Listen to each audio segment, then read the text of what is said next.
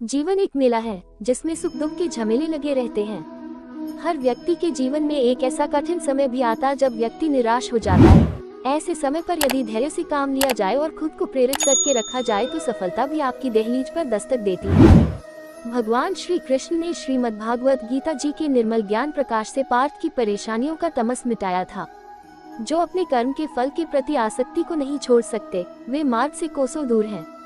अपनी इच्छा की शक्ति से अपने आप को नया आकार दे, अपने आप को कभी भी स्व इच्छा से नीचा न होने दे। इच्छा ही आत्मा की एकमात्र मित्र है और इच्छा ही आत्मा की एकमात्र शत्रु है। जिन्होंने खुद को जीत लिया है उनके लिए इच्छा एक मित्र है, लेकिन यह उन लोगों का दुश्मन है जिन्होंने अपने भीतर आत्मा को नहीं पाया है। सर्वोच्च वास्तविकता उन लोगों की चेतना में प्रकट होती है जिन्होंने खुद को जीत लिया है।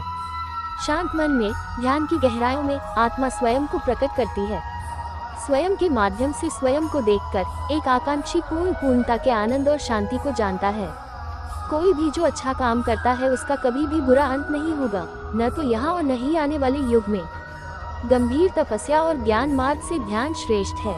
मुझ पर अपना मन लगाकर योग के अभ्यास से स्वयं को अनुशासित करो। मैं उन लोगों के लिए हमेशा मौजूद हूँ जिन्होंने मुझे हर प्राणी में महसूस किया है। व्यक्ति जो चाहे बन सकता है यदि वह विश्वास के साथ इच्छित वस्तु पर लगातार चिंतन करे। मन बहुत चंचल है जो इंसान के दिल में उथल पुथल कर देता है। जैसे वे मेरे पास आते हैं वैसे ही मैं उन्हें ग्रहण करता हूँ।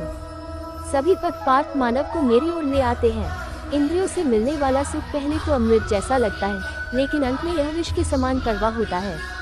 जब ध्यान में महारत हासिल हो जाती है तो मन हवा रहित स्थान में दीपक की लौ की तरह अधिक रहता है। हे अर्जुन, तीनों लोकों में मेरे पाने के लिए कुछ भी नहीं है और न ही कुछ हिस्सा है जो मेरे पास नहीं है। मैं अभिनय करना जारी रखता हूँ, लेकिन मैं अपनी किसी जरूरत से प्रेरित नहीं हूँ। कर्म मुझ पर इसलिए नहीं टिकते क्योंकि मैं उनके परिणामों से जुड़ा नहीं हूँ। जो लोग इसे समझते हैं और इसका अभ्यास करते हैं वे स्वतंत्रता में रहते हैं। ज्ञान की भेद किसी भी भौतिक भेद से बेहतर है, क्योंकि सब कामों का लक्ष्य आत्मिक बुद्धि है। जैसे आग की गर्मी लकड़ी को राख कर देती है, वैसे ही ज्ञान की आग सभी कर्मों को भस्म कर देती है। अपना काम हमेशा दूसरों के कल्याण को ध्यान में रखकर करें। व्यक्ति का विश्वास उसकी प्रकृति के अनुसार होता है। मैं उन्हें ज्ञान देता हूँ जो सदा मुझसे जुड़े रहते हैं और जो मुझसे प्रेम करते हैं। मेरी कृपा से कोई सभी कर्तव्यों का निर्वाह करते हुए भी बस मेरी शरण में आकर अनंत अविनाशी निवास को प्राप्त करता है। बुद्धिमान व्यक्ति कामुक सुख में आनंद नहीं लेता। जो कार्य में निष्क्रियता और निष्क्रियता में कार्य देखता है वह एक बुद्धिमान व्यक्ति है। मैं धरती की मधुर सुगंध हूँ, मैं अग्नि की ऊष्मा हूँ, मैं ही सभी जीवित प्राणियों का जीवन भी और मैं ही सन्यासियों का आत्मसंयम हूँ। तुम उसके लिए शोक करते हो जो शोक करने की योग्य नहीं है और फिर भी ज्ञान की बातें करते हो।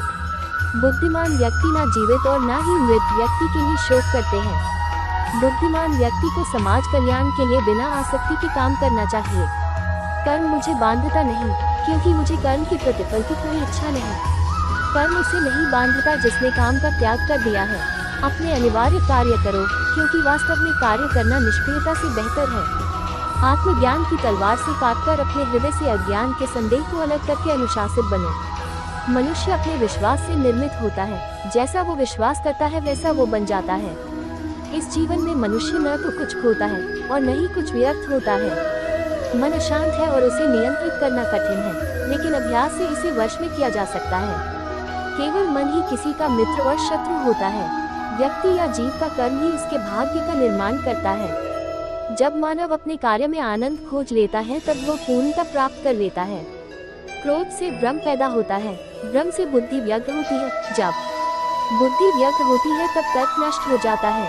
जब तर्क नष्ट होता है तब व्यक्ति का पतन हो जाता है। सदैव संदेह करने वाले व्यक्ति के लिए प्रसन्नता न इस लोक में है न ही कहीं और। मन की गतिविधियों, श्वास और भावनाओं के माध्यम से भगवान की शक्ति सदा तुम्हारे साथ है और लगातार तुम्हें बस एक साधन की तरह प्रयोग करके सभी कार्य कर रही है। ज्ञानी व्यक्ति ज्ञान और कर्म को एक रूप में देखता है, वही सही मायने में देखता है।